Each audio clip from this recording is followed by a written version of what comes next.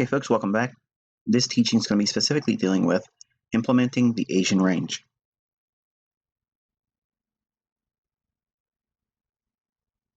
All right, the Asian range. Notice it does not say ICT Asian range. I did not create this or author this concept. My first introduction to it was from another trader, which I'll mention later on in the presentation. But what ICT concepts are going to be used in this module? We're going to be introducing the Asian range. We're going to be defining what the Asian range is in charts. And we're going to teach you how to utilize it in bullish conditions and how to utilize it in bearish conditions. All right, introducing the Asian range. Now, what is the Asian range? Well, the price action prior to the Frankfurt Open or London opening can be very indicative of the future intraday price movement. Now, when we have a directional bias, you can use this Asian range to build or frame a context or storyline to the market's likely intentions. There is a stillness in price many times right before the intraday directional impulse price swing. You look at the chart here on the right. This is an Aussie dollar chart. You can see that there is a little shaded area right in here, and it's delineated with the gray shaded box, and I've labeled it, not surprisingly, the Asian range. So this little piece of price action, okay, I actually learned about this from Chris Laurie, and I'll show you what I was doing before I learned this, so that way you can see I already had a beat on what price should be doing. But when I first saw him refer to it in his free teachings, he has a website, chrislaurie.com. It's changed and morphed a little bit over time, but folks that have gone through his material that know who I'm referring to, they would nod in agreement that they would know what I'm saying is true. He taught about the Asian range many times in free teachings. So it's not like I'm taking anything away from him. In fact, if you're not happy with what you see in my content, but you do want to take some advice from someone that has seen a lot of things out there, Chris Laurie has a lot of good price action study, and his methods, while they are not mine, there's some similarities to what Chris does, but I'm going to show you what I took away from him. This is the only thing I really learned from Chris Laurie, really. And that's not to diminish his importance as a teacher or what he knows. I'm just saying that this is what I gleaned from his material. I liked it because I was already familiar with using consolidations in certain periods of a trading 24-hour period. If you take certain ranges, you can do some really magical things with them. And I teach you that in the mentorship, and it goes well beyond what I've done in YouTube videos over the past couple of years. So what I liked about it was I seen a lot of context right away when I seen how the range is applied to the chart. So I will give you what I used to do and how I used entry techniques to do it, so that way you have a little bit of a takeaway, not only just talking about the range itself, but what we can do with it. And then I'll show you what I've done with it to incorporate it.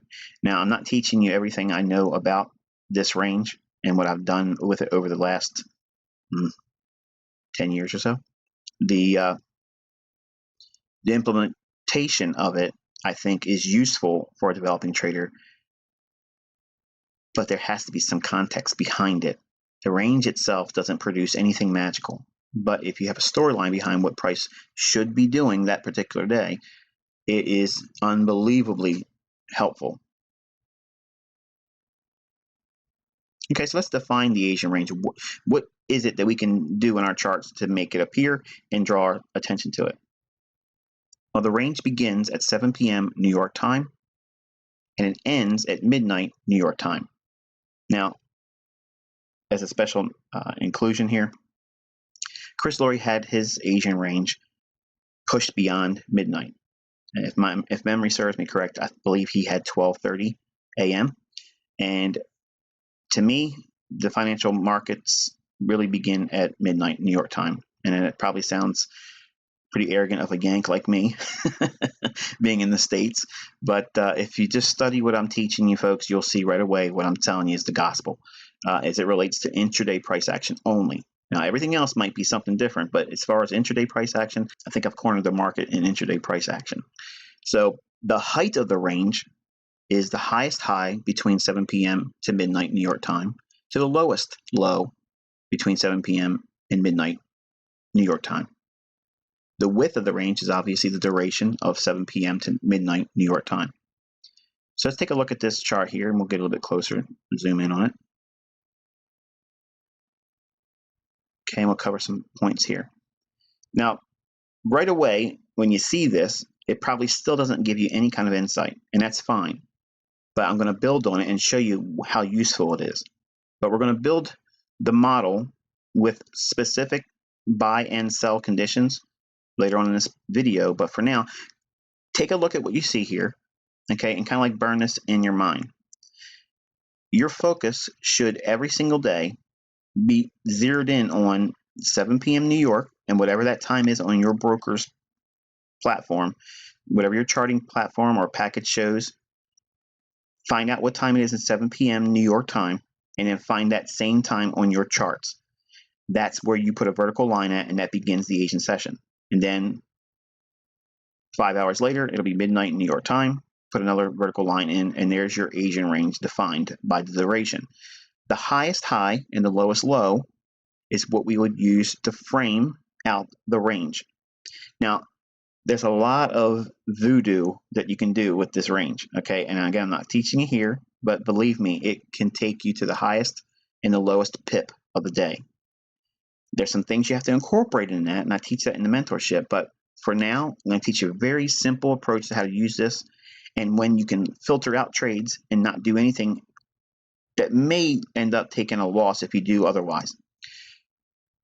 So let's take a closer look and remove all of the benefit of seeing the price action there. Okay, now we do have the benefit of hindsight, but nonetheless, I want to kind of build an understanding about what this range does, or at least my interpretation of it, and how I was able to see right away the importance of utilizing it in my view on price action. During this range, what's actually happening is there's orders that are coming in, and they're stacking up above the market and below the market relative to that range. And it's also building up a market sentiment. Now, this compression of market participation starts to build up closer and closer and closer until we get to midnight in New York. As soon as we cross over midnight time in New York, we are in fertile ground for price movement. We're going to assume that everyone in this listening audience is familiar with channels, okay, or trading ranges. The idea is above this range, there's going to be buy orders. Those buy orders are going to act as breakout artists, okay? In other words, they are not astute to know how to buy when it's a low price or technically oversold without the use of indicators. So they just want to be buying on strength. And there's really nothing inherently wrong about that if you know what you're looking for. But most traders don't know what they're looking for, and they just go in a willy-nilly an entry based on breaking out above an old high. They'll buy that and view that as strength, and they'll put the stop loss rate below the low, which would be here. Short sellers would do the opposite. They would have their sell orders below this range. So any movement lower would hopefully put them in a short position, and they would take the other end of that range and put their protective buy stop. So buyers that want to break out above this consolidation are going to buy on a stop with a protective sell stop below the low.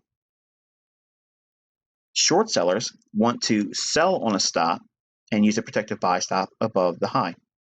Okay, so the storyline is, what are we going to do after midnight, which is this vertical line here? What's the storyline? Where are we going to go? My whole entire career has been based on understanding this phenomenon. And it's been a more or less a pursuit of excellence. So I want to know with the highest probability, which side are they going to work on? Okay, and what I mean by that is, are they going to try to put a specific party of traders, whether it be bullish or bearish traders, in on the wrong side right before London creates what? The higher low of the day. So the key is, and this is the takeaway so far in this is what should be written in your notes right now, is what you're looking for, what sets up the opportunity, if you will, for the particular trading day, is if we have a very narrow consolidated range between 7 p.m. and midnight, or what would be deemed as the Asian range. So if we have a very narrow consolidation there, that sets up a huge possibility of the algorithm going into a trending model. Okay, so in other words, without going into IPTA and teaching anything really about that, the market will seek the liquidity above or below this range with a premise that it's going to put them in the wrong side, and then it'll go the other way for the remainder of the trading day.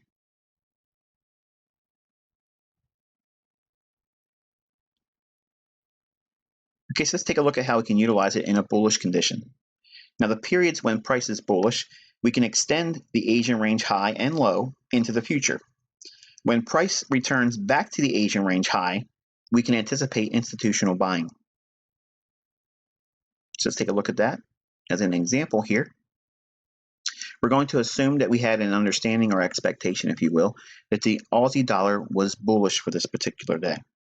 Now, if you want to know what would lend well to coming to that conclusion of being bullish, if you look at the daily chart, you'll see that there was a reason for the Aussie dollar to reach up to a equal high.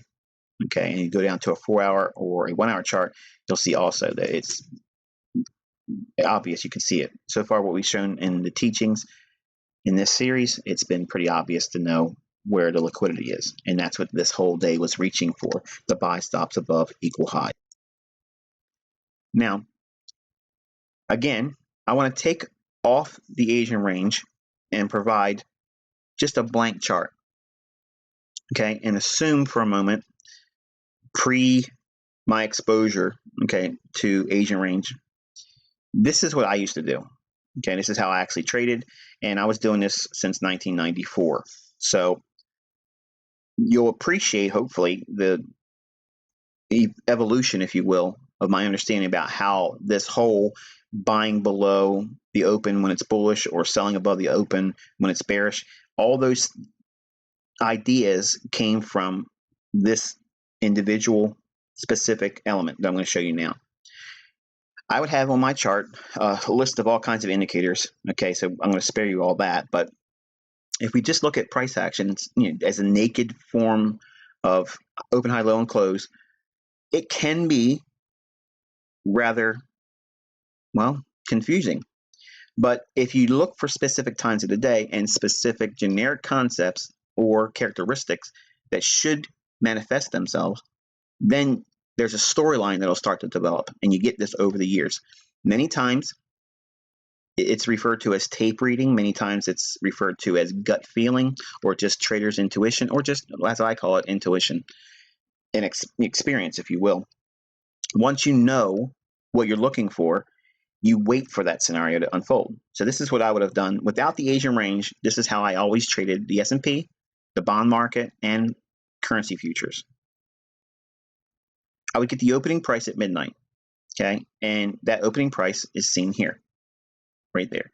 And all I do is draw that opening price out all the way out until 11 o'clock in the morning, New York time. Now, the reason why I would draw it out to 11 o'clock in the morning, New York time, is because that would be the end of the morning trend for the S&P 500. Okay, so that there's a reason for that hour. It's not that I'm just pulling that number out of the air. It's also very close to what was taught in the previous teaching, the London close. So that's what makes that London close scenario. It's the end of the AM trend on the stock market or equities market in the States.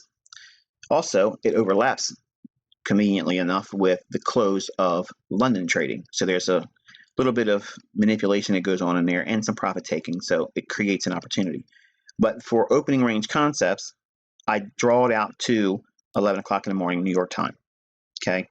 So if we are looking for a bullish scenario, and I'm going to just make the case that we would be expecting a higher Aussie dollar here, I want to see price initially drop down below that opening price because I want to be buying below the opening price.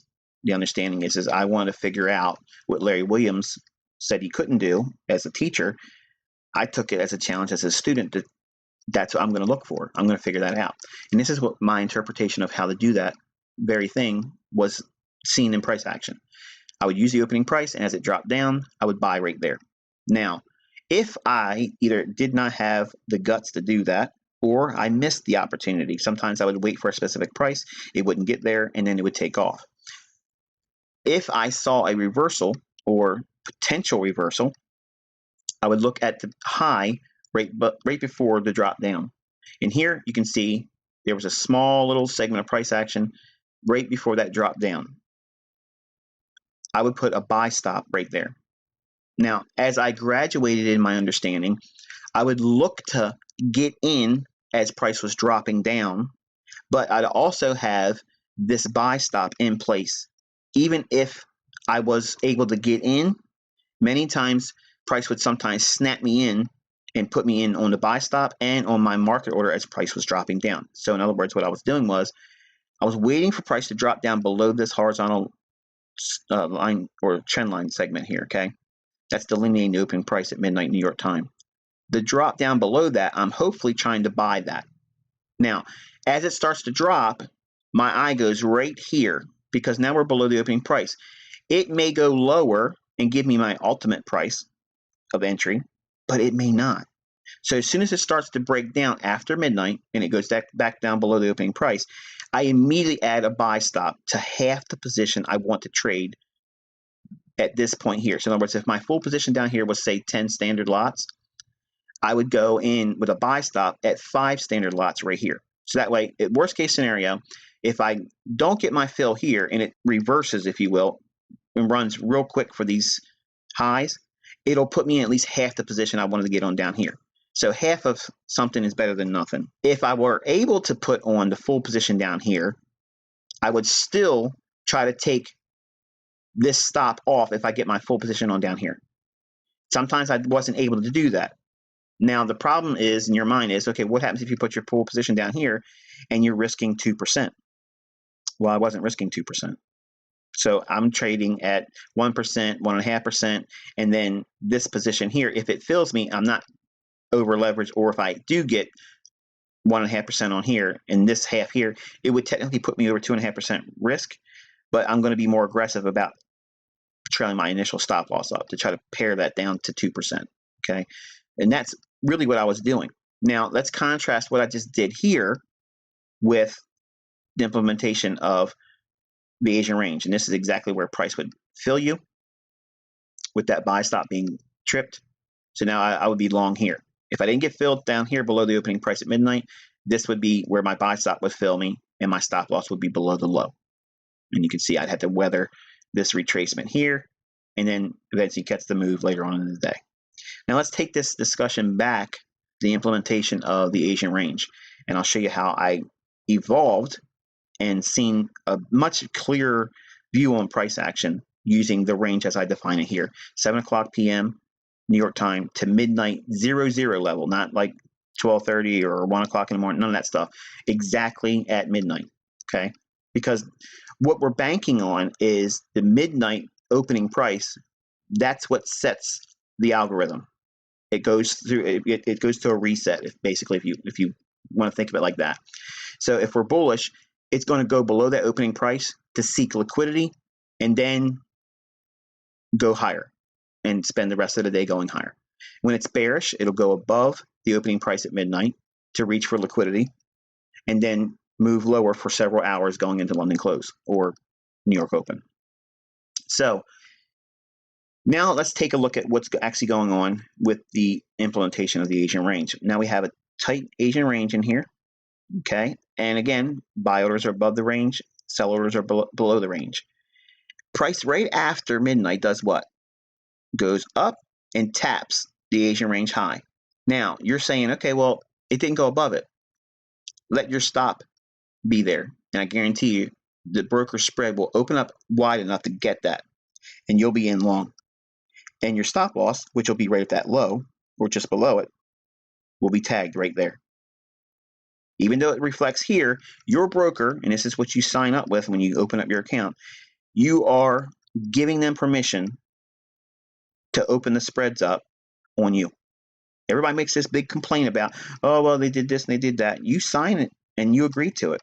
So when you see people online saying that they trade with 3 pip stop losses, that's not true. It's not accurate, and they are not doing it with live accounts, because believe me, in-house funny money gains with the brokers would eat them up immediately.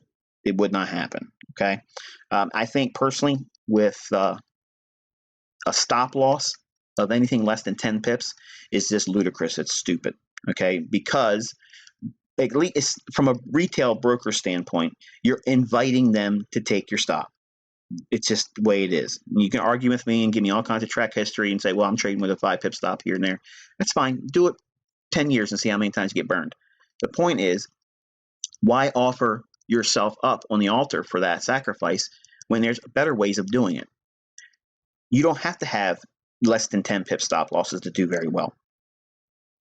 We have an Asian range in here with the understanding, or in this model, we're going to expect bullishness. Okay. And price starts to go up initially and comes back down and breaks the Asian range down here. So we take out the low on the Asian range that's been extended beyond midnight. That trips in sellers, and it also knocks out individuals that would have been pulled in on a buy stop right at this level. So long holders are in, and now they're out.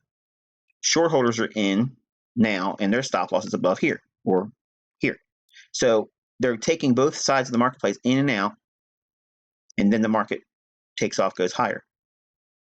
What we look for is this little movement right here. That movement is what sets the tone when we're bullish. We want to be buying there. Or we can do what I showed earlier. You can put a buy stop right here. If it gets filled, a contingent order, that would be if I'm filled with your broker, order cancel order basically. If we have a parent contingent order suggesting they could buy on a stop, if that stop gets filled, if it happens, then we would place a sell stop below this low at some specific price level. And you could leave that in the marketplace and go to sleep and don't even worry about watching all this stuff.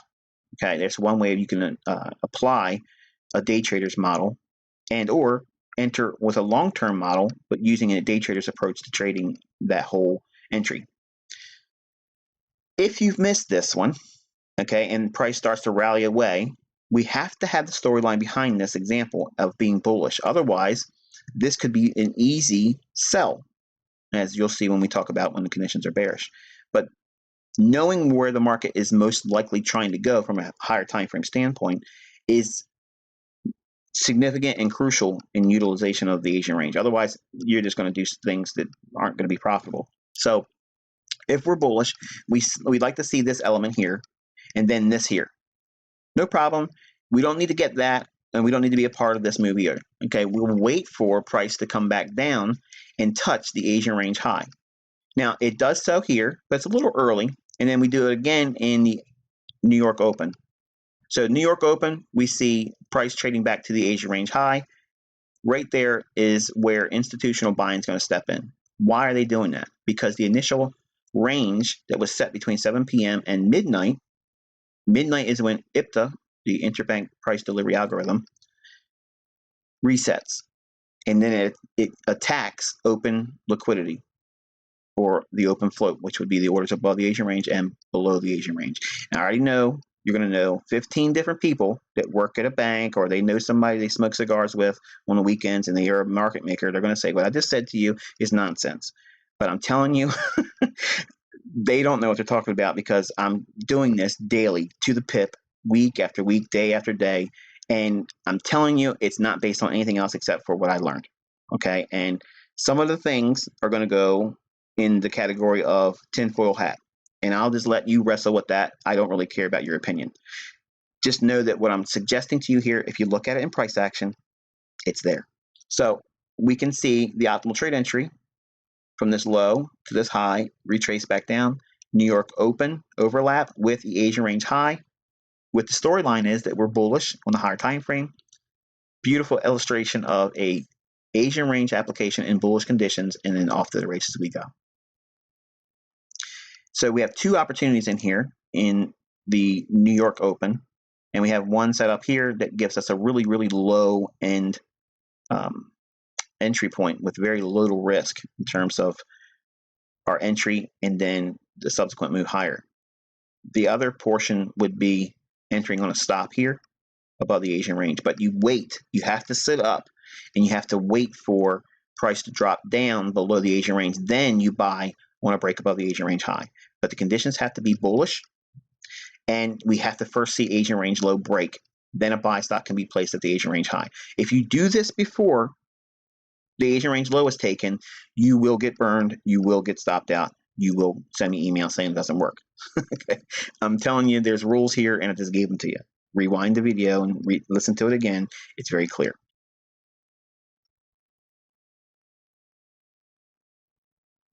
All right, so utilization of the Asian range in bearish conditions.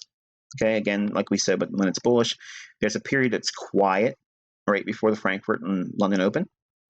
And we would be focusing on that. And when it's in a tight, narrow consolidation, we're going to be looking for some measure of manipulation, if you will, on price action. So what we're going to be doing is waiting for a break in the Asian range low, and then when price trades back up to it, we're going to be anticipating institutional selling. So let's take a closer look at this example here. Zoom in here, get some more detail. Now let this image burn in for a minute. Okay. And now we're going to take it off and go to an element of naked price action. And I'm going to show you what I was doing prior to learning about the Asian range. There's the opening price again, this candle. And I would be looking for bearish price movement. And if we're going to just suspend your disbelief whether or not I was actually bearish before this day or not, trust me and go through my Twitter, you'll see all kinds of examples of me doing this very thing. But nonetheless, we're going to assume for sake of argument that we're bearish on this particular currency that day. Okay, we're going to be looking for price movement above the opening price. That's what I'm looking for here. Okay, now I learned early on that these levels, these double tops, they were fake outs.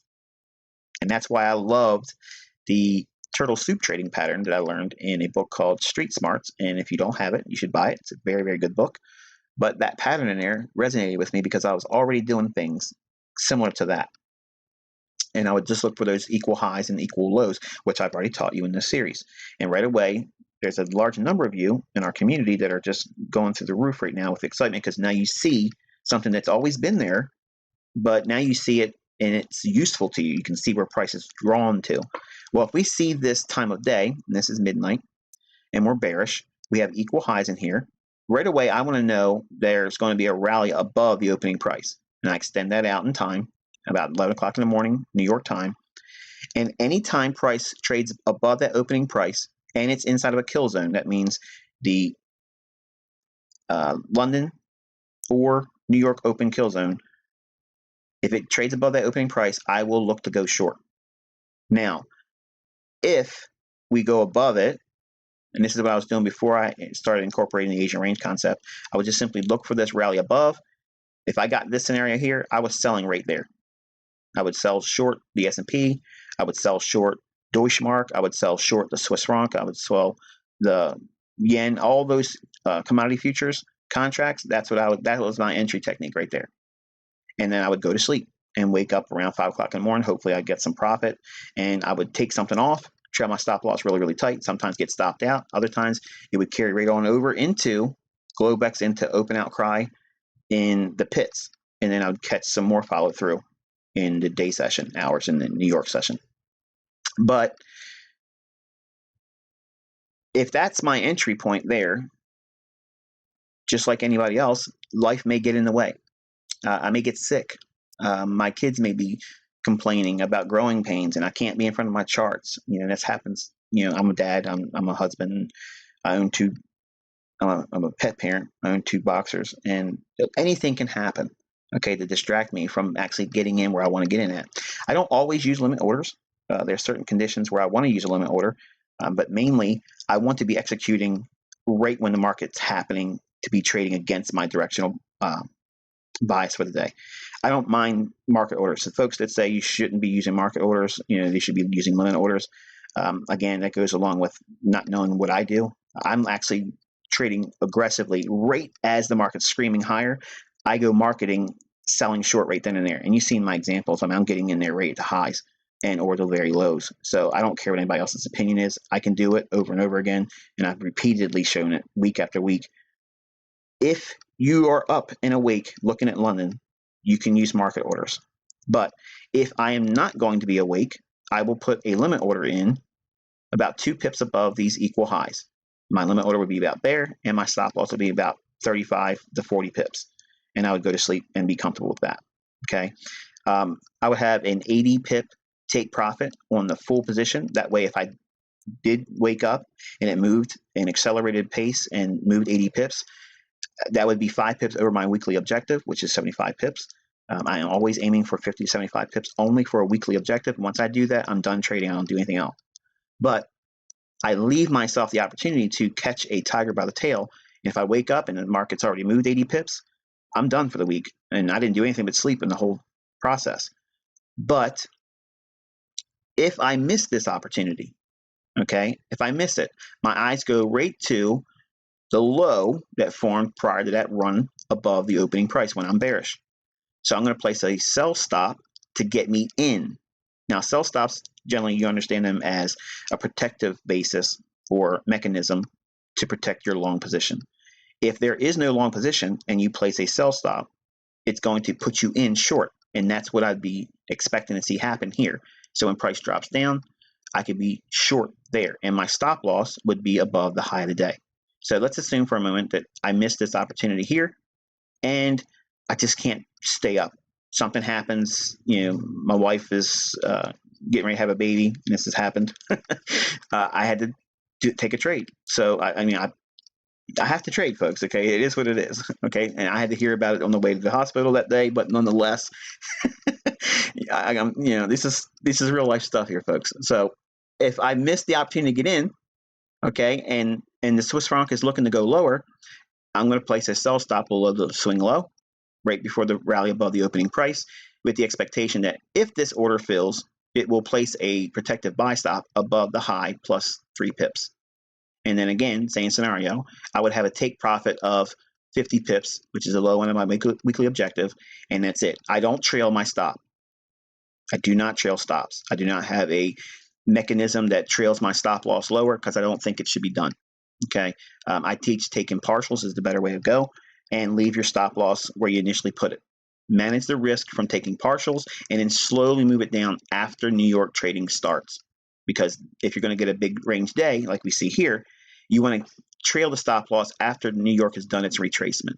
If we take the conversation back to the utilization of the Asian range, we can see here what's actually happening is that we have a tight, narrow consolidation, and we're bearish. Now think, we have folks that want to buy on a breakout. They get tripped in with the move above the Asian range high here. So now what are they? They're long. Where's their stop loss going to be at? Right below that low. The market goes right down below there to take their stops. Notice it doesn't just go a little bit. It goes conveniently 10 pips below it. It's going to sweep out anybody that has a stop loss at or just below that low.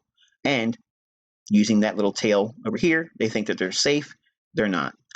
The real move is running above the Asian range high after the buyers have been put in, then taken out, driven back up again. Why? Because short sellers that were lucky enough to try to sell short at the top of this channel or trading range, they're making money here. They're not going to be allowed to be profitable. They run on their stops, which would be a buy stop run above these highs. That's where you're looking to be a seller. This is the lowest risk, high probability entry for using the Asian range. If we wait for the Asian range low to be broken and it retrades back up to it, that's the other entry point using the Asian range. So we can see there's 2 ways of using this range. Selling above the Asian range high when we're bearish, best scenario, especially if you have the scenario that's been outlined here. Understand the storyline. You have to have a bias on the day. And do not change gears based on all this little movement here. You have to stick to what your analysis is calling for. Higher time frame is going to go lower, so we want to be looking for the market to take out the Asian range high. If that happens, we could sell short there. Or the low risk confirmation trade is wait for the Asian range low to break and then trade back up to it, and then we can sell there. Okay, and if it happens to occur during an ICT kill zone, London Open or New York Open, the probabilities go through the roof in terms of being, well, accurate.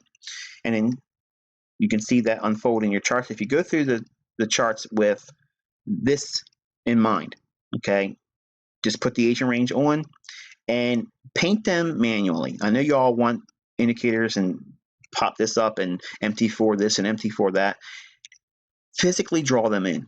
Spend some time in the charts. Get intimate with price action because it's going to teach you a lot more. I had to do this stuff with charts that were, hand drawn. Like I had, an obsession with printed charts. So I would print out charts and I would do all these things by hand in a ruler and a magic marker and highlighter.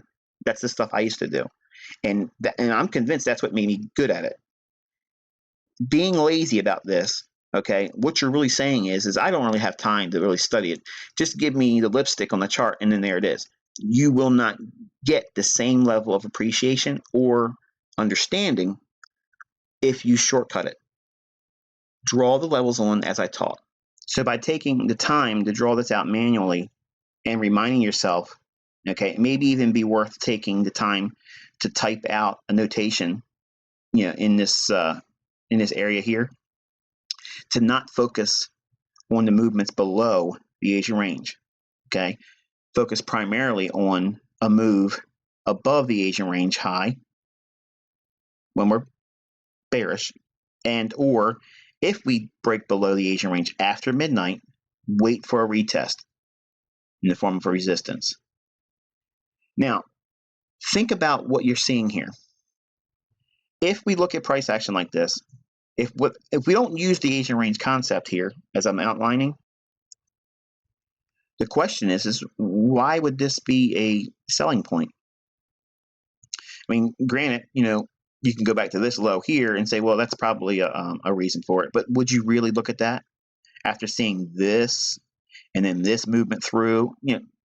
Without this insight, chances are you're probably not going to see this actual scenario. And that's the difference between understanding tape reading and building context behind price and also sticking with a bias. It's important to know what a trading bias is for any given day. And anyone that tells you don't trade with a bias, they're the ones that are telling you that because they don't know how to do it. I've given many examples on how you can arrive at a daily bias, and you're not going to get a daily bias that's accurate every single day. So don't let me paint that picture for you. But I can be in the upper 90s in terms of my probabilities and directional bias. If you can get just 65 to 70% accuracy with your bias and then wait for conditions like I'm showing you here, adding time of day, kill zones, daily bias, focusing with the Asian range. We've already looked at Power 3. It builds the entire model for the daily range. And you are not surprised when certain things happen. In fact, you're anticipating them before they happen. And by seeing day after day after day of doing this, you become much better at, interpreting price action and forecasting, which is a skill set that you cannot learn from reading books or watching my videos. You have to spend time in the charts. And if you do that, I promise you, you will glean more from that than anything else that you would ever study. I hope you enjoyed this presentation. And if you did, you can find more at theinnercircletrader.com.